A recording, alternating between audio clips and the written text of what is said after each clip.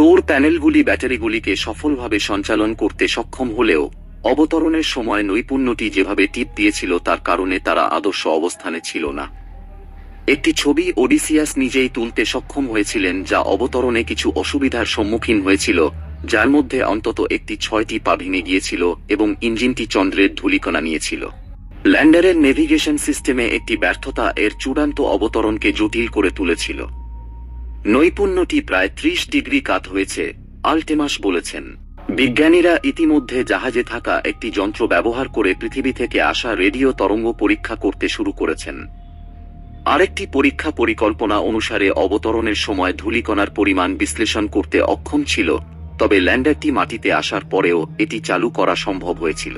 বন্ধুরা, মার্কিন মহাকাশযানটি যেটি গত সপ্তাহে চাঁদে নেমে এসেছে এবং বর্তমানে সৌরশক্তিতে চলছে, সেটি শীঘ্রই চন্দ্র রাত শুরু হলে শীঘ্রই ঘুমিয়ে ফেলা হবে, বুধবার মিশন কর্মকর্তারা জানিয়েছেন।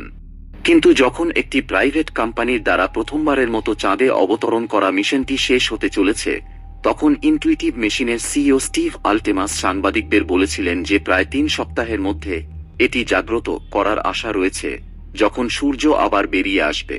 ঐতিহাসিক মিশনটিকে ইনটুইটিভ মেশিনস এবং নাসা দ্বারা একটি সাফল্য হিসাবে স্বাগত জানানো হয়েছে, যদিও এটি পথের মধ্যে একাধিক সমস্যার মধ্যে পড়েছিল, যার মধ্যে একটি অবতরণও ছিল যেটি ওডিসিউস নামে অপরিবর্তিত অনুসন্ধানটি ভূপৃষ্ঠে পৌঁছানোর পরে টিপ ওভার দেখেছিল।